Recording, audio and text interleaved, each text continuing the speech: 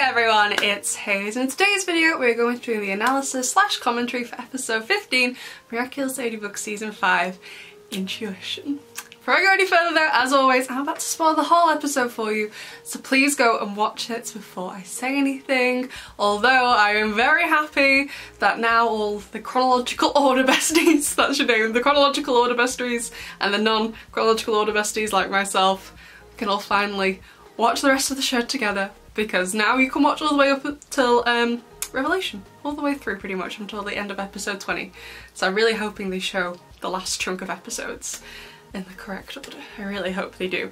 And as such, I am gonna briefly be touching on some of the other episodes, mainly the events of 18, 19 and 20, but only very, very briefly. So if you are a chronological order bestie, I would go and watch those ones first. I'm not going to be spoiling the entire plot of those 3 episodes, just little bits of information we get here and there. So nothing super major, but if you don't want any spoilers whatsoever, I would watch those episodes before watching this. Just want to be completely transparent with you. Only minor spoilers, but if you want to go in and watch those episodes completely spoiler free, I would watch all the way up till at least the very end of yeah, all the way up until the end of Revelation, where everyone else is up to, before watching this video. And also, as always, I haven't read the show Bible or seen any of the leaks, and whilst I'm not really going to be doing any speculating in this video, but I would still really appreciate it if you didn't leave any leaks down below. So, this episode, I liked it. At no point during this episode, which I think is just kind of like,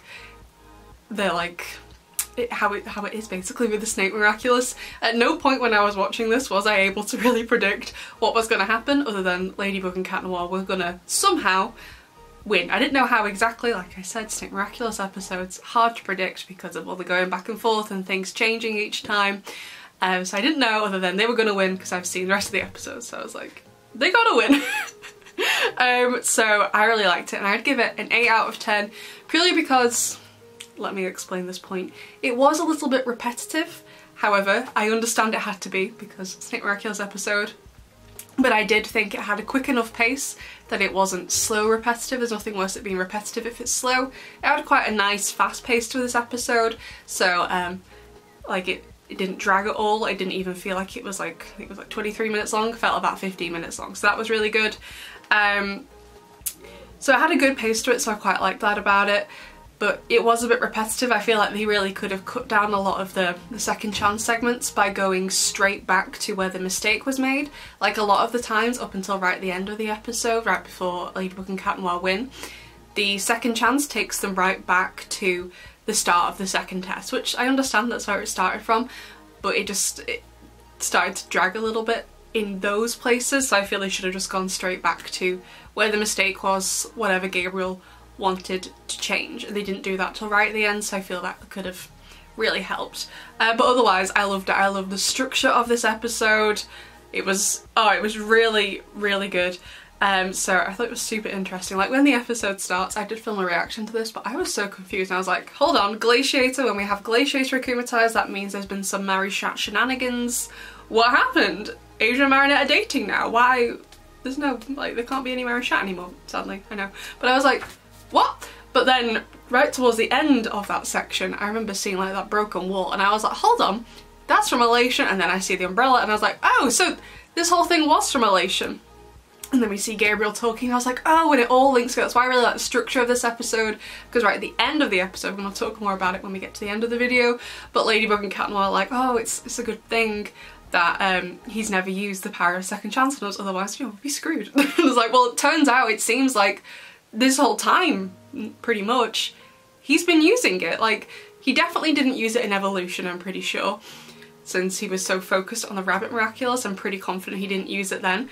But literally, like, any other episode, I'd say, apart from maybe Illusion, since he was the one akumatized in it, I would think, like, literally any other episode we've had, he could have been using it. So, like, that's... like, it was just super interesting the way it was all done and how it all linked together at the end.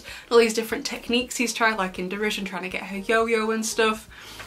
I thought it was great. So I was a little confused at first because I was like, Glaciator? Again? There's been no Marishat. But then I was like, oh, it's like one massive flashback. And I did find it really interesting. I don't know why I hadn't thought of it before, about how Gabriel is aging because he is using the snake Miraculous. And I remember it was probably the first series of Doctor Who I'd really enjoyed. So I started watching Doctor Who when it kind of rebooted in this country with Christopher Eccleston playing the 9th Doctor, and I watched it from the start, from there, when it like rebooted, the rebooted start. But I didn't really enjoy that series with Billie Piper as the assistant, and I didn't really enjoy her when she was with David Tennant when he came in for the 10th Doctor. But the next assistant, Martha, who is played by Freema Agyeman, I'm never sure how to say her last name. She's actually one of my favourite assistants though, I love Martha. And obviously, so she's from present day England, but she's going back in time travelling in the past, in the future and whatever, and she kind of asks like, am I gonna age though? And he says like he did something with a sonic screwdriver to her, I'm pretty sure. That means she won't, because whilst everyone else in her time is stuck in present day, they're not moving anywhere, she's going around and living days in the past, living days in the future.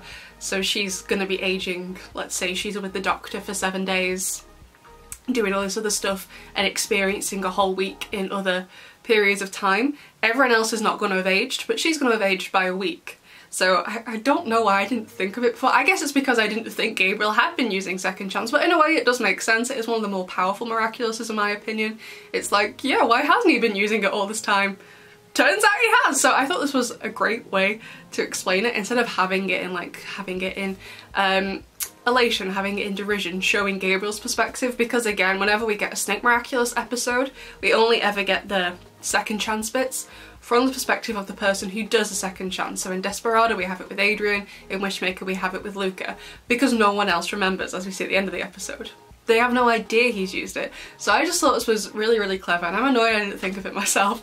I thought it was really, really good. So I don't think it was my favourite episode, I didn't enjoy it loads, but I thought it was really clever, personally. I don't know.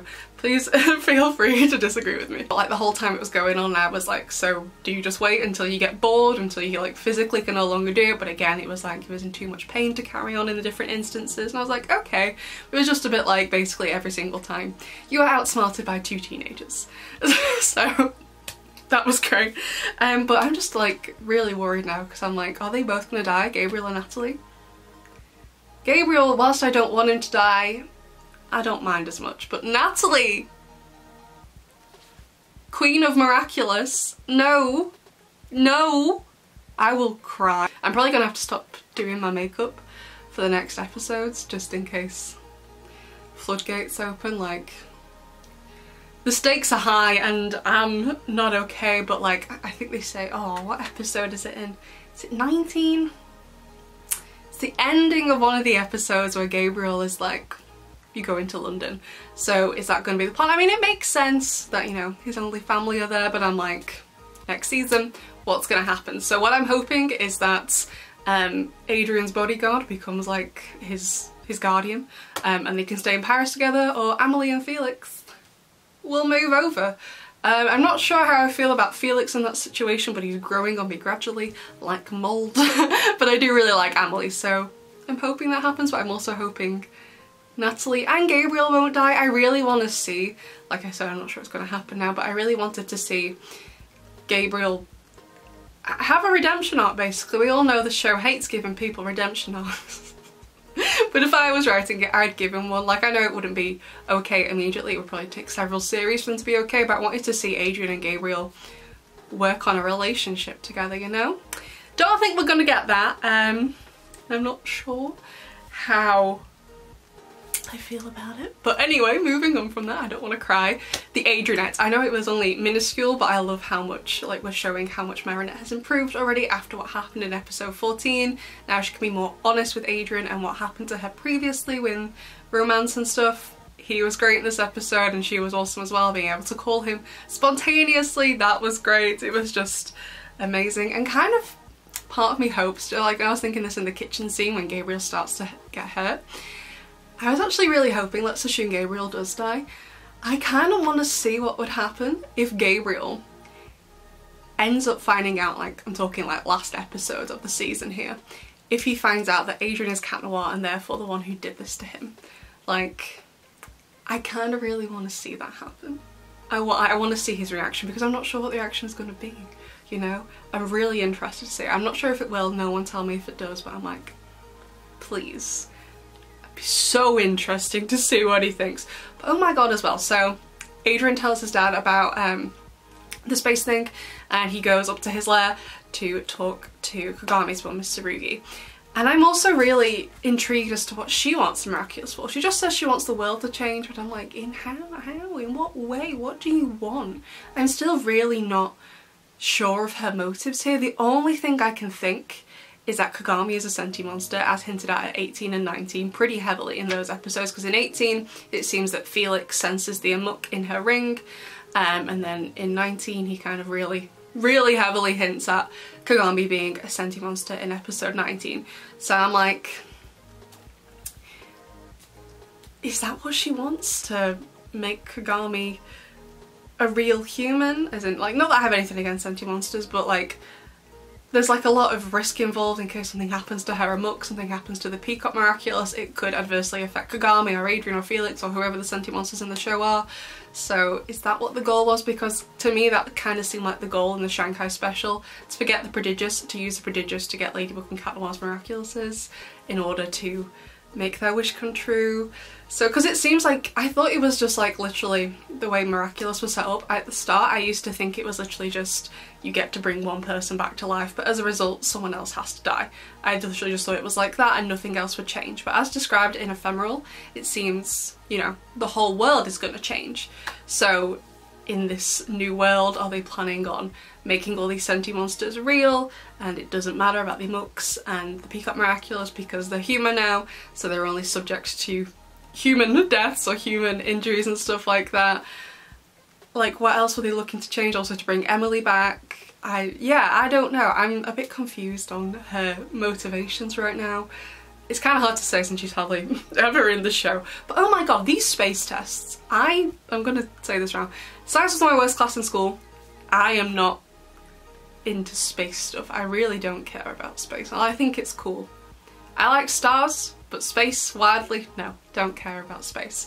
So please tell me if I'm wrong, but wasn't that space test they did wildly unethical? I was like, yeah, plummet to the earth please and let this AI save you. As far as I'm aware, there is no AI in spaceships, so they wouldn't even have the capability of doing it anyway, even if they wanted to in our world. But I was like, that's unethical. Please don't do that. So I was a bit like, okay. But Gabriel Babe's plan, I thought he had a pretty solid plan, other than basically allowing Adrian to watch as Max's mum was going to get taken to the other end of the universe and die, basically. She'd die eventually, right? Yeah. Yeah, because she'd run out of food and oxygen at some point. I don't know enough about space to be able to answer these questions. I'm so sorry.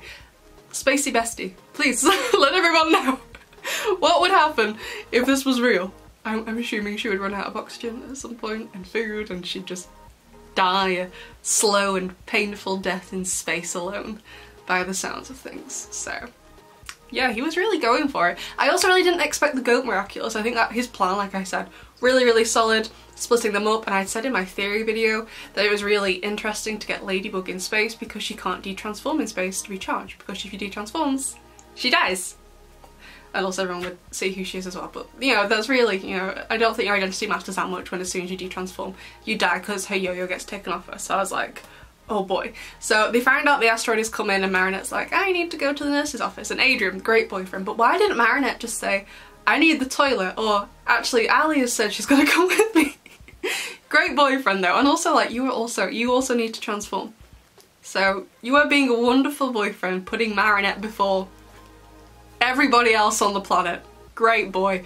But calm down. But oh my god, is everyone at the school blind? So Adrian runs into the locker room to transform and then flies out of the school, and then Marinette just transforms, I'm pretty sure, was it in the courtyard? And then also flew out of the school. Was everyone just so preoccupied with the asteroid that not a single soul was watching? Are they both? So anyway, in all of my theory videos, I'm pretty sure I was like pretty confident that Claudia was going to be akumatized, and I was pretty surprised that it was Ada. I know they called her Ada in the French dub, but I feel like Ada is how you'd say that name in English, I think. And I was pretty surprised that it was the AI and not Claudie, especially after what happened in Robustus. And like as Markov says towards the start of the episode, that Ada is basically like his little sister. She was made using the same technology. So like, why wouldn't Ada listen to Max and Markov when they're saying when Joe and Gabriel disconnects all the different functions and whatever? Why weren't they like, hey, like, listen to us, this is my mum, why would I lie to you? Like, it's the same technology, why would we lie? You know, so I was a bit like, because like she could detect the deceit in Gabriel. So like towards the end when she managed to break out of the Akuma, which was really cool that an AI could break out of it. But I was like, if you can detect deceit in this person you don't know, and it seems that she has some sort of relationship with Max and Markov, why couldn't you like detect the deceit there? You wouldn't have been able to, so therefore they were telling the truth. You know what I mean? So if you can detect deceit, so I was a bit like... So I feel like the solution to this was a little bit... I literally feel like because Gabriel was like, you need to destroy the hammer, and she was like, why would I need to destroy the hammer if there's no one in here? If there's no one in here, it doesn't matter if I destroy the hammer or not, because no one should be able to use it. I'm the only person in here and I can't use it. So I feel like that should have just been enough. By her saying specifically, I can detect deceit, and I was like, well surely if you can detect deceit you should have been able to see there was no deceit when Max was talking to you earlier on in the episode. So I just feel like if they got rid of that line, it would have just made so much more sense, the solution. So I was a bit like, okay. And like I said before, I do feel like that's one of the things I had an issue with, but I feel like they could have cut down a lot. Like I said, I know the nature of a Snake Miraculous episode is that it is repetitive. Completely get it. But also at the same time, I'm like, they could have cut down a lot to like the moment of the mistake, the thing that Gabriel wanted to change. So whilst I know it has to be repetitive, they could have made it less repetitive. You know what I mean? Also, Cat Noir, when I know he introduced Venom later on, which I thought was a great idea, so not from those bits, but when he sees Monarch reaching through, why didn't Cat Noir stick his head through the portal and find out where this man is, see if he recognises the view out the window or something, sees all the you know what I mean? Why didn't he go through the portal himself? That's what I would have done to save myself, is like, I've used my cataclysm, I can't break out of the shelter, but there is another opening through this portal, let me go through it. I know it wasn't very big, and I don't know what would happen, like, can you close a portal when someone's halfway through it? I don't know, we've never seen that in the show, but like, that's what I would have done, so I felt, again, that was just a bit weird. There were just some tenuous things. I guess you could say that, like, Cat Noir's not that clever, but Adrian is clever. Adrian's super clever. Like, earlier on in the episode, like, most of the time it is Ladybug outsmarting Monarch Daddy, but Mr. Bug does it in passion, so Adrian's not stupid, as acknowledged in this episode, so why didn't you just go through the portal? That's what I would have done. So, I did I like the way how it was ultimately resolved, that Gabriel got 2 weak, which again makes sense with the time travel and how he's aging, so he's technically spending longer injured than everyone else in present day is living. So yeah, I quite liked the ending. I was kind of worried how it would end. Like I said in my theory video, like in Miracle Queen, they did have the benefit of when they won against Luca, they could take the Snake Miraculous off him. They don't have the benefit in this episode. I didn't think for a second they were going to get it back, like in all the other episodes we've got that he uses the Miraculous in. So I didn't think that would happen. So I was a bit worried about him being too injured to carry on. Does make sense, because I was like, does he just stop when he gets bored or isn't able to think of a solution to it? So I was like, okay. But like, also the ending, like Gabriel, he's obviously, like I said, like I've seen the other episodes, he's obviously not serious about stopping. Like, how much time does he spend with Adrian? So, episode 16, none really, they briefly talk, but that's probably it. 17, Raclette. 18, it's not technically Adrian in the episode really. Pretension, not much. Revelation, not much. So I'm like, why would you even say it if you're not going to be serious?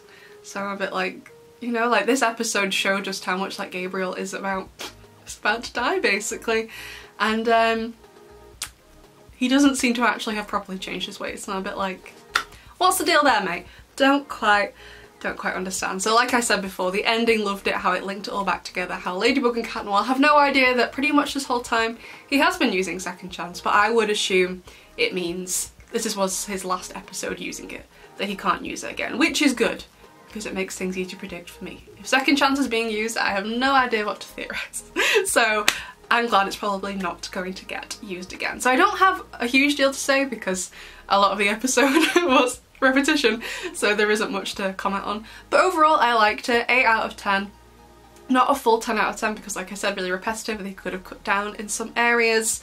Also, like, if Ada could detect deceits, why couldn't she detect the truth with Max and Markov? Like, I didn't quite get... Was that because she couldn't hear them at that point? I wasn't sure if the hearing capability was just for Claudie in the spaceship or more in general. So, I don't know. Could she not hear Ladybug when she was outside the window? I'm not really sure on that. So yeah, and also Gabriel at the end, obviously he didn't mean it. So yeah, 8 out of 10. I thought it had a good pace and structure to it. I liked that part of it. It didn't feel like it was like a 20-minute episode. It felt about 15 minutes, which was really nice. The MVP though, I'm not sure. Part of me is like, give it to Ada, she was awesome in this. Part of me is like Natalie. I don't know, I don't feel like anyone really stood out that much in this episode. Like the main character of this episode was definitely Gabriel Babes, but like I don't feel like he should be MVP.